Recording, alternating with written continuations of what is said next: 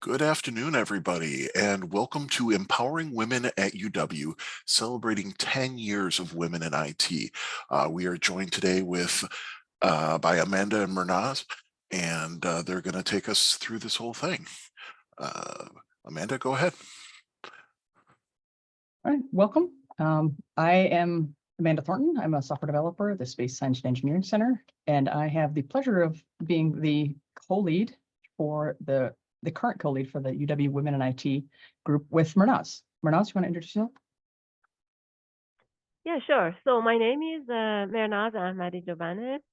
I am a business intelligence developer working with data, academic planning, and institutional research. And I have the pleasure to be a co-lead with Amanda for UW Women in IT. All right, for the past 10 years, the WIT has been dedicated to developing strategies to improve the recruitment, retention, and advancement of women working in information technology on campus. And we have some barcodes there if you want to scan them. We'll put them back up at the end too. So if you want to draw on our mailing list or go to the website. But we have a steering team with a lot of members on it right now. The Suzanne, Kim, Elizabeth, Salima, Sean, Ray, Priya, Amanda, Jay Ray, Jeanette, and Amy. And we try together, we try to think of events that we would want to either see for ourselves or maybe think about our younger selves, what would have helped us feel like we belonged more in IT or felt like we were better supported, or how to move forward. We've had events like salary negotiation, because that can look different for women than it does for people who are not women. We did an imposter syndrome session a few years ago, which was great, with the lady that wrote the book, Valerie Johnson, I believe. Not sure on the name, sorry. So when I'm thinking about events, I'm usually thinking about what would I have wanted to have it when I was an early career professional to help me feel like I belonged more in tech. Tech has this culture to it where you have to poo-poo one thing to get acceptance into another thing. And that sets up a huge circle for imposter syndrome for everybody. So there's this big structural issue. And then there's the gender bias as well, where often women don't get the benefit of the doubt in terms of being competent or being able to learn. These are some places and not other places. I'm not saying not all workplaces or not all groups, not all hiring committees, but we all have these biases in one way or another. And how do we combat that? How do we recognize the structure that we're in? What's part of the structure, and what do we need to work on with ourselves? The origin of WIT. So a couple of recent ITLP grads came out of ITLP with a bunch of energy, like you do. If anyone here has been in ITLP, you come out of there like, I will change the world. And so they came out of that with some energy, and how can we put some things together to help support campus? So I believe it was Brendan Bernier, Brenda Spicala, and Deborah Hellman that put together the initial charter to sort of leverage their newly found ITLP skills and to organization that can support women in the IT field. The CIO at the time, Bruce Moss, was enthusiastically supported this effort. So they had that institutional support, which is critical for groups like this. And he charged the group with creating relationships and engagements and to build trust and collaboration that promoted innovation and timely problem solving. So thinking about how do we help women feel more comfortable speaking up in meetings and contributing and furthering innovation, because if half or a quarter of the voices in your group don't feel comfortable speaking up, you're losing out on that knowledge.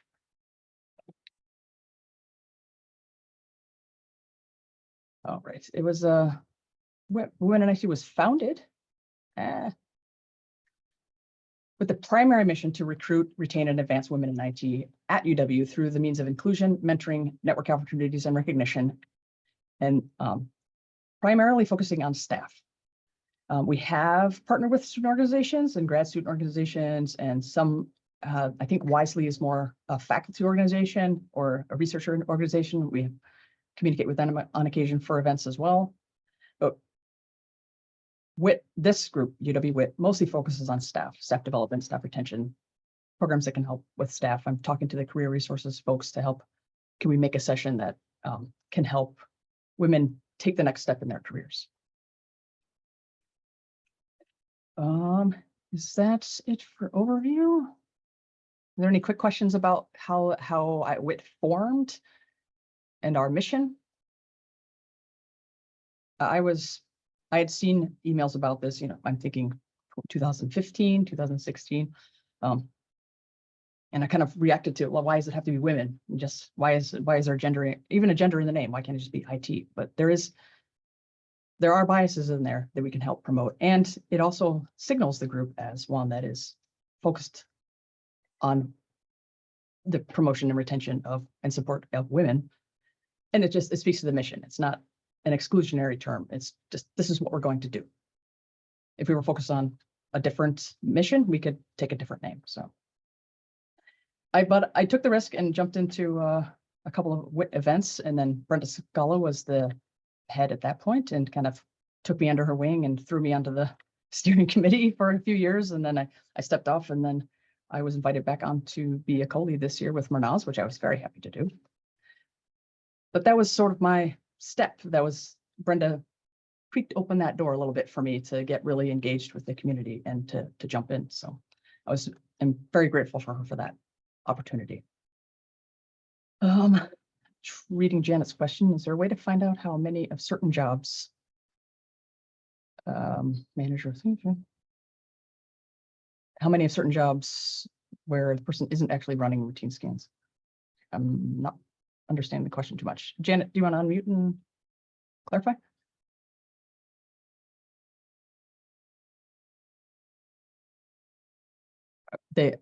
Are you talking about the definition of what IT means? Like women, if we say women in IT? Ah, okay. At first, the host was not allowing me to unmute. Oh, okay. Okay, what it boils down to is, and this has something to do with, reorganization. There are certain types of jobs that seem to have a lot more women on them than others. And these tend to be software developer, web designer, various sorts of managers where you're having to manage people, analysis of policies, things like that. But and also a fair number in end user support. But in certain areas like network and system administration, there seem to be very few. I suspect I am the only one in SMPH who is a Windows and Linux sysadmin.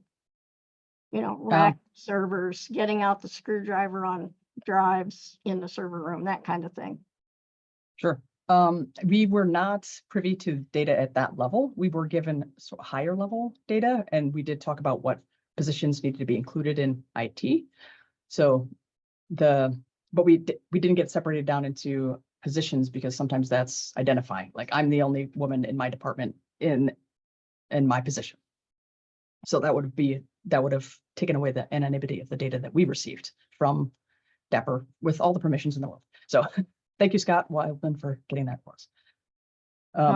And I think nationally, where we can, there are some places that there are trends that do indicate that sort of harder IT versus the softer IT definitions. And then the definition of IT is changing as well. But and we could debate that all day in terms of historical trends on, okay, women are moving into this field like web development, and now the salaries go down. So Sorry, what I'm talking about more is a situation where if you get a large reorganization, as is happening in SMPH, and they go from each department having their own people, where in my case in particular, I came in basically knowing Windows administration, but while I was here, I also got to learn networking and Linux and, more of those things. I already knew hardware pretty much. If they're going to change to a stratification system where all the help desk people are on one level All the system admin people are on another level. Your storage people are on another level. Network are on a different level. And there's no way for people like me who came in and who are old enough that there were no courses on these things, that how are they ever going to be able to, expand? Suppose you want to go from system administration and do networking. Suppose you want to go from the support desk and you want to go up to sysadmin, or you want to go to networking, or you want to go to, for that matter, doing cybersecurity scans and the direct technical stuff, Sure. as opposed to managing. Well, I think a lot of the trend goes to more of a specialized, and I think that's general. That has nothing to do with gender in terms of Right. You're getting more of a specificity for the for each of the IT jobs. Like I have a very broad job as well as a distributed IT, but I look at the folks in Do It where they have these very deep technical jobs, and it's like, well, those are two different things. And as we either centralize or decentralize it, that's just going to swing back and forth. So, and it doesn't have to do with gender. I'm happy to have this conversation, but we have some great data that I'm dying for Manas to show us. So, well, I mean, my point is that it solidifies already existing disparities between, and it's also true for minorities. They're often stuck at the bottom. So the question is, how to prevent, the permanent, classification of people as certain things when you reorganize into something like Do It or SMPH or whoever.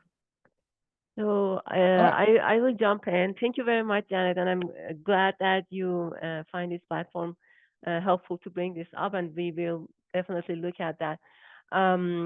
How about we continue to look at some data?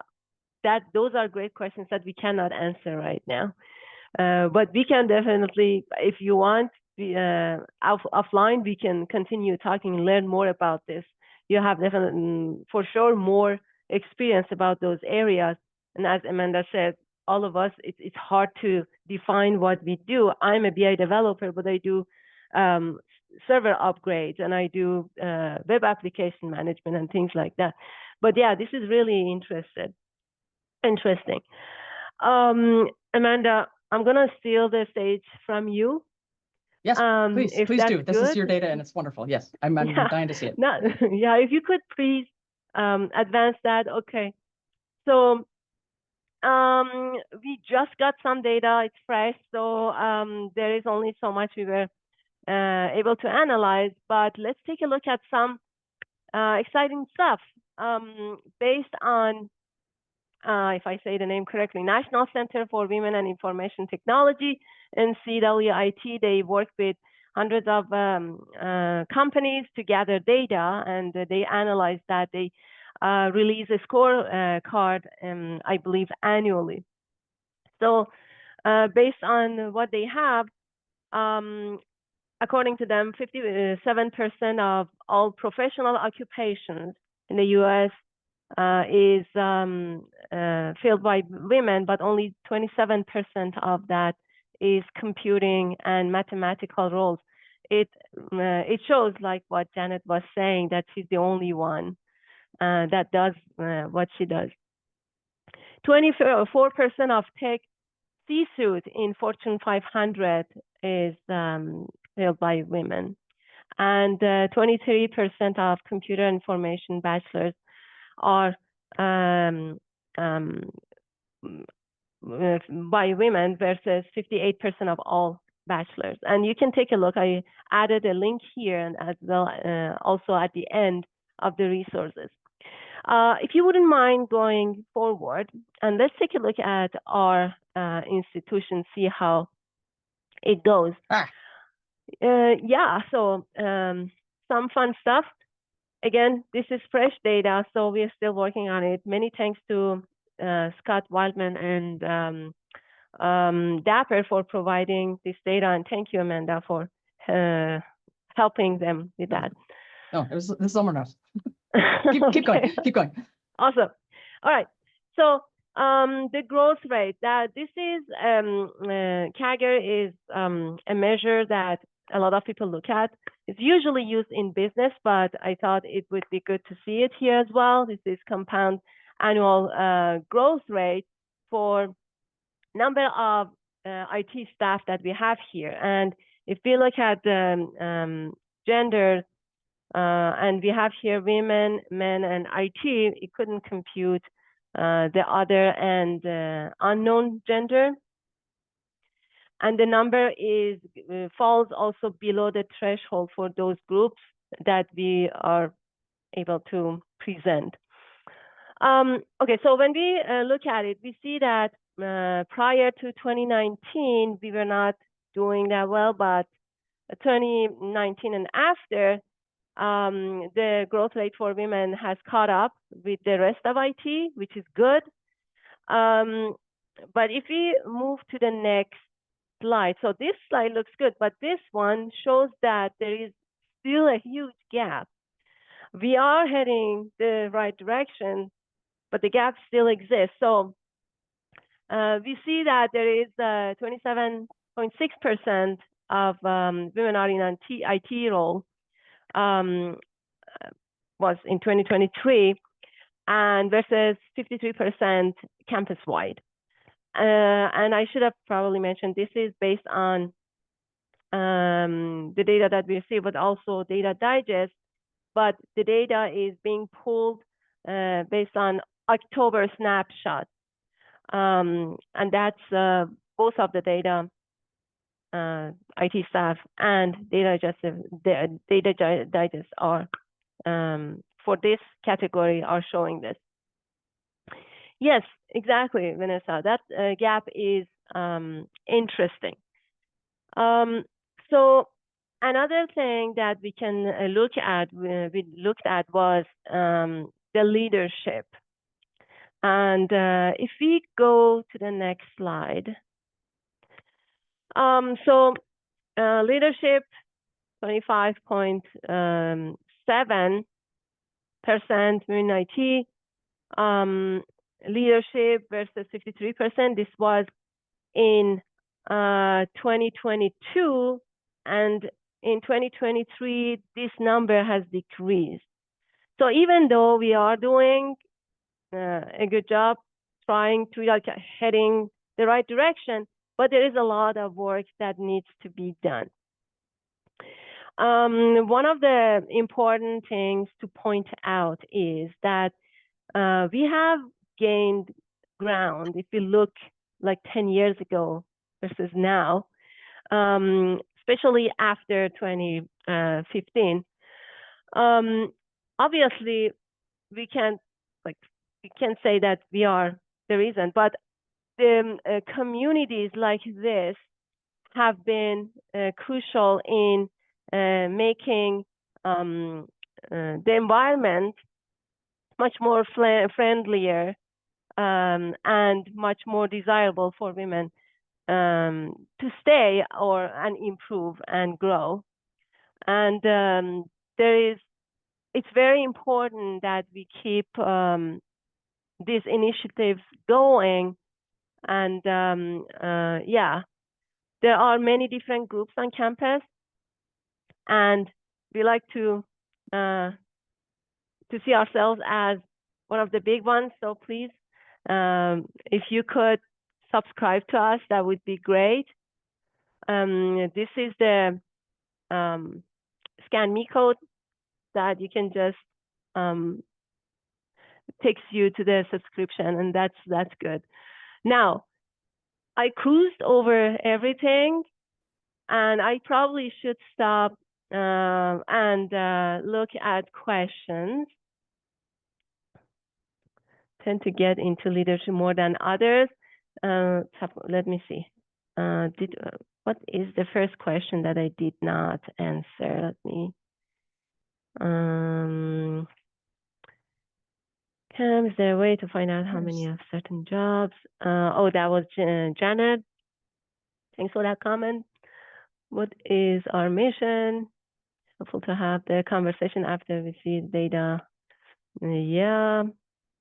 the Dell Tech World conference last week. There were not, give me a second if I can scroll.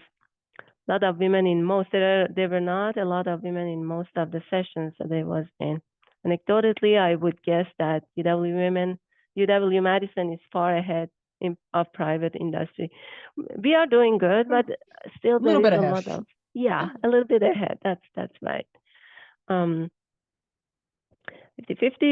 And Janet, just a comment, leadership, certain types of IT roles tend to get into leadership more than others. And yes, that's correct. Sometimes we have people who don't have the leadership title, but they have to step up and fill out that gap. That is true. Yeah. James, one of the important part in recruiting into the pipeline from junior high and high school students, when students are identifying top of careers and choosing schools for journey worker experiences. If they don't choose those careers, then they're less likely to be among the applicants, and their representation in applicant pools will have similar, and that's likely lead to differences in those who offer and stay in those roles.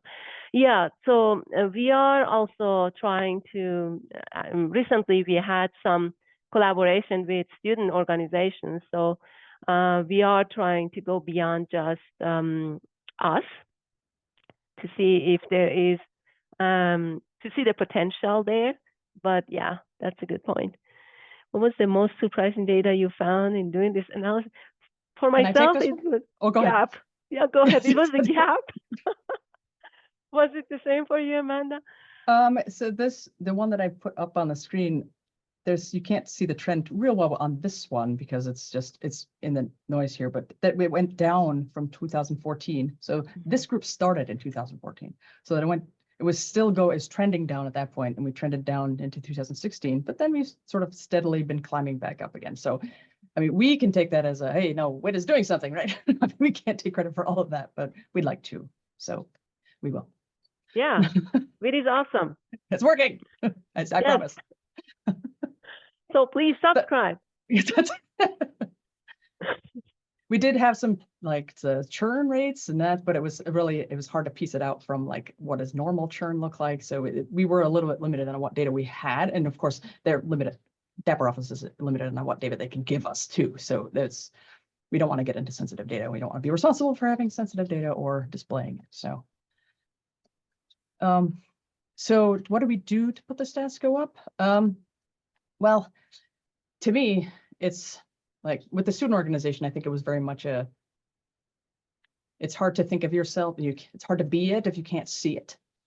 So showing student organizations, folks, like, no, you can survive in IT and you can have a career in IT. And there might be careers in IT that you didn't know existed before, that it doesn't matter if you're male or female or man or woman or non-binary, that those careers exist. So my job is so niche that there's no way anyone would know it existed and that it was a job to have.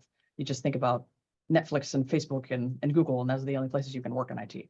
But there's so many everybody in this room has a job that doesn't meet that. So that those exist, that we have found jobs, that we have found places that we like to work, that we love to work, and we feel like we belong, that does exist is important to show early career folks.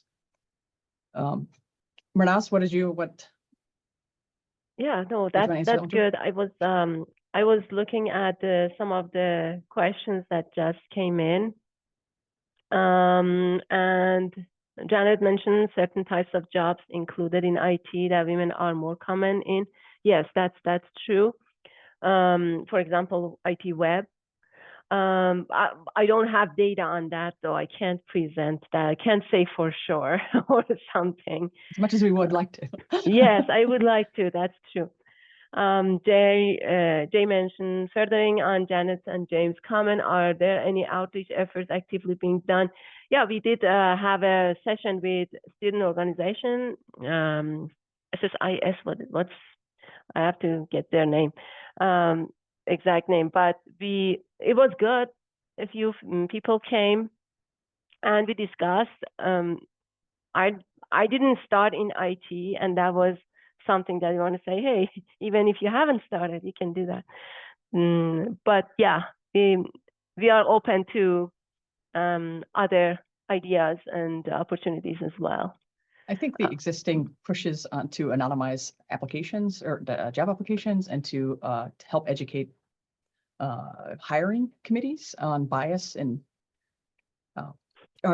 we think of those as DEI efforts, but those are helping women applicants as well. So as well as underrepresented minorities. So yeah, pressing shortcomings of campus as far as supporting and advancing women. And well, I don't know if it's campus specific, but I see it sometimes where some groups get the benefit of the doubt of competence, where they get the chance, they get judged on potential, where other groups get judged on, oh, have they already done it? And they don't even get looked at unless they've already done it. So that's the one I see that we need to work on a little bit in terms of who gets the benefit of the doubt in a room, and does that change if there's different people in the room? So I think we do a lot to think about who is on a hiring committee, and I think there's still more to do there. Advice to women who have recently started in IT and I'm going to make this personal because that's all I know. Really, for me, it really helped me to see the structure that these sort of micro messages that you get throughout the years that you're not good enough, that to not internalize that. I had absolutely internalized those and thinking of like, obviously I'm not good enough for this, but I'm just going to kind of truck along because they keep paying me, but I can't be good enough. And then to see that there's this contemptuous culture that we've created in IT, that there's those mini messages are coming through and maybe it's not just me, maybe I can do this, and that the structure needs to be dismantled instead. So that was really helpful for me to sort of see that it wasn't all here. Yes, I can build up my own confidence, but there's a bunch out here that's giving me the same message that I need to combat as well. So Marnaz, what advice would you give to a woman who's recently started in IT? Don't be perfectionist. Don't think that, I see myself, my daughter, both we try to be perfect. There's nothing perfect. And it's okay to make mistakes. Everyone does. You can't point to any person in this organization and say they didn't make a mistake. So it's okay. Just own it and make sure that you go ahead and find help to fix it. But yeah. Okay, so I'm gonna move to the next question. I may have missed it. Do you have any insight on the background of women in IT? There are so many paths in field. No, we don't have it to that detail of their background, but yeah. So these are good points that we can just take with us and see if we can get those. But as I've seen so many career changers. Like one of my mentees is career changer from like elementary education, and there's always that imposter syndrome because that comes with being in IT. And I'm there going, no, that's fantastic. That's like, if you can herd those cats, you can herd these cats. So just helping folks get through that initial no, and now she's been in the profession a few years, and okay, yes, I can do this. So yeah, it's very cool. Yeah. Oh, we got some advice from other folks. Thank you, Suzanne. When you make a mistake, own it, fix it, and learn from it. That's all we can do from that. Mm-hmm. And making it okay for other people to make a mistake can help too. Kind of a reach out, reach back as you're getting more comfortable in your role, help other folks. All right, wrap it up here. We'll go back to this scanning slide. If you want to join us on our mailing list, you'll find out about our events early. And we do try to promote them through like tech partners and things, so that you would see this them there as well. Marnaz, any parting words? We would love to see you in our events. So yes, yeah. All genders welcome. Yes.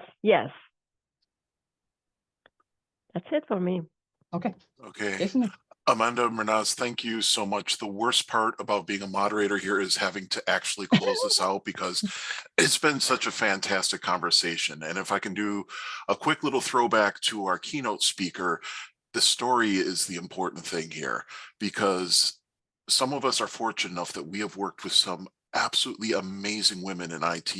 I've reported to 5 different people in my tenure on campus here, and 4 of them have been the most amazing women that you've ever seen. The guy was pretty good too, but um, so it's not as easy for me to see, because my experience is amazing women in IT. So having that story and seeing that there's still work to be done and finding ways that people could be allies and help out is really fantastic. So thank you everybody for the rich conversation today. And please scan that thing, send any further questions and ideas to WIT. And I hope you've had a fantastic IT Professionals Conference.